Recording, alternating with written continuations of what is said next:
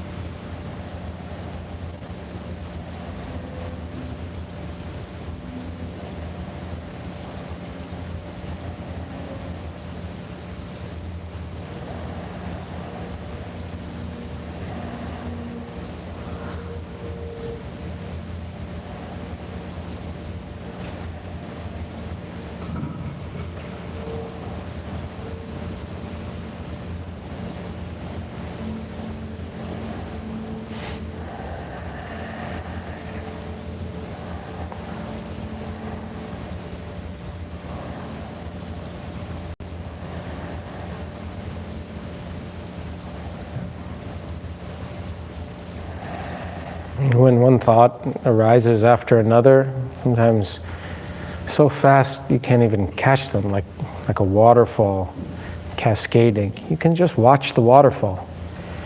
You don't have to catch or isolate individual thoughts. You can just watch the mind race when it's racing, or let it flow like a waterfall. And all of that movement is happening in the space of awareness.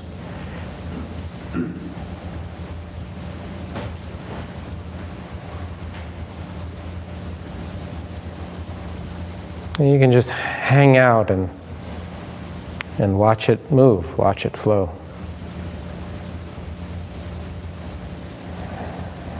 And of course, you can always find the breathing again as a place to rest, as a refuge, as a resting place. Just breathing in and knowing it, and breathing out and knowing it.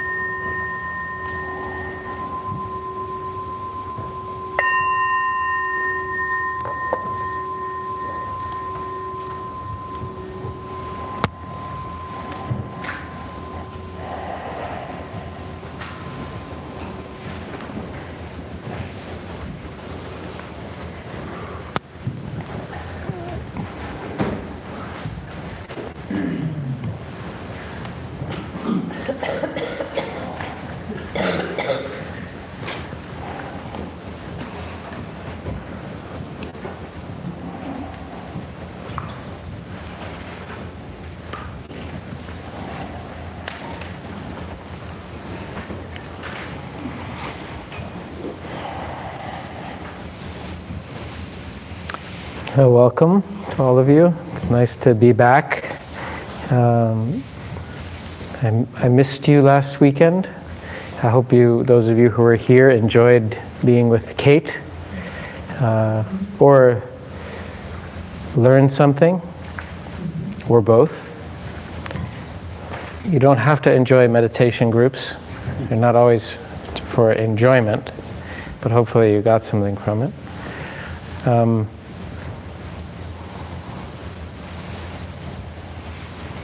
Okay, we have a few announcements. How about I'll make a few and then, so quickly, those of you who are in the intensive, we start tomorrow. So I sent out an email, but in case you aren't checking your email, it starts tomorrow. So I'm looking forward to that. And then upcoming things, the 1440 retreat, the 15th to the 17th. Is happening, and also a day long on March 30th at Spirit Rock. So if you want to come and sit for a day, come on March 30th, and if you want to come and sit for a weekend, you can come on the 15th. And then nothing else for the close foreseeable future. Okay, Richard. So the Sangha practices generosity and compassion in the community by cooking at the youth homeless shelter over on University. The next time we're cooking is this coming Saturday. We cook from 6 to 8 p.m. and we serve from 8 to 9:30. You can sign up for one or both of the shifts. You don't need to know how to cook, or you don't need to bring anything except a smile and an open heart. We only have 2 people signed up for next Saturday so far. So if you've been looking for a way to take your practice off the cushion and into action, this is a good opportunity. Sign up on the website, sundaysangha.net, or talk to me at the break. Thank you, Richard. And even if you can't make it on Saturday, and I hope you can, many of you will, this is just this is in effect a statement about the way we hold practice in this community, really, which is that practice is not separate from the way we are living, and it's not some individual thing that it's not possible to do a practice of awareness like this and have it not impact our world, even if it's just our immediate relationships. But it's a wonderful thing to consciously step in to action and service and to cultivate a sense of open-heartedness and capacity to share love and care, support, and protection for others. And so that's part of the spirit of this practice. Even though people can look at it and say, "Oh, you selfish people are sitting, closing your eyes when there's so much to do." And we close our eyes and we attend to what is here, so that we can be of more service. Okay? Because if you haven't noticed, it's hard being a human being. And capacity is an issue for us, right? So the more capacity we can cultivate to be with the full expanse of human experience internally and externally, the more we can be of benefit, both to ourselves and our families and our communities, and also to the world. So I love that you, Richard, have kind of spearheaded us a forum for us to practice in this way, and I hope you all are in some form, in your own ways, practicing like this too. So now we'll take a little break, and of course a break means a break from habitual tendencies. So it doesn't mean your habitual tendencies don't arise. It means that we are practicing being aware. Aware in being here. So a break is not like, oh yeah, and then we come back and now we're all paying attention again. That's my nightmare. And that's what happens all the time. So no, we want to practice being aware while we talk to each other. And that's challenging, right? That's like, you know, back when I wrestled and did, or if any of you do anything, you know, did jujitsu, that kind of thing, it's like you do drilling and then you go live, which is like you're actually wrestling. That's what talking in the break is like. It's live, right? So the formal meditation is like just you're drilling, you're practicing, and that's like, this is the complicated part. This isn't the break. You know, how do I have a conversation and stay aware while I'm listening, while I'm talking? You can't. It's impossible. No, it's not impossible, but it's challenging because the habit energy is so strong, right? So it's not impossible. It's very possible, but it takes some practice. So what a great opportunity when we're here and we have all this stuff to remind us, so we can practice, even just like walking through a room while being aware. Like you're in some kind of virtual reality simulation thing. You put on the goggles and here you go, wow. If you did that and you were walking through Sunday night Sangha, you'd be like, I'm really aware. You know, people do that. You see them with those goggles on there. They're being very mindful. You could do that anyway. You don't need goggles. Right? That's just awareness. You're actually aware. Wow, I'm moving through space. I'm seeing what's around me. That's a way of tricking yourself into being mindful. Yeah? And not only that, but you have goggles internally too. So you can be aware of like, wow, I'm feeling, I hate all these people here. These meditation people are weird. So you be aware of that. Oh, I'm aware of this. Everybody looks something or other. Or you have the opposite feeling. You think like, oh, these people who are into meditation, I want to talk to everybody.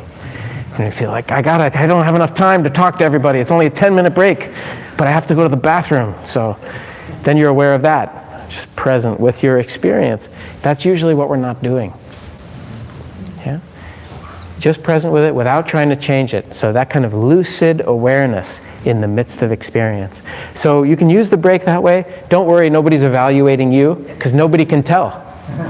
That's the good news. It's like it's not like everybody's like, you're not doing it. So how do you know? You don't know.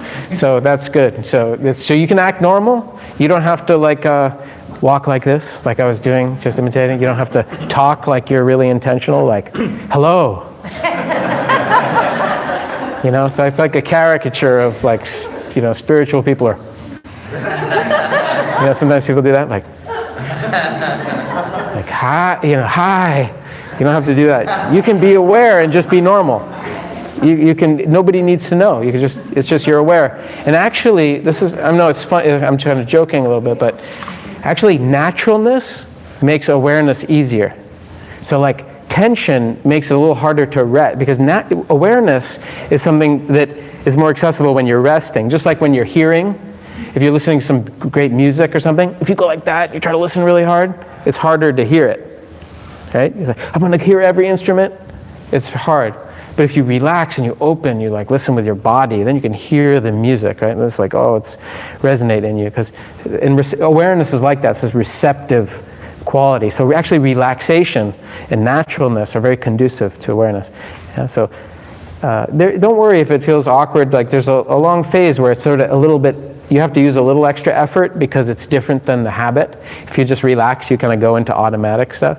So, but just to keep that in mind, kind of naturalness, but also that kind of lucid awareness, even a little bit. If you try have that a few moments during the break, that'll be something. That's a very long pep talk for a break. Now I'll let us take a break. And if you're watching this on the live stream, it's true at home too. Don't check out. So you're not off the hook because we can't see you. Be aware. Okay. So we'll come back in a few minutes and talk more.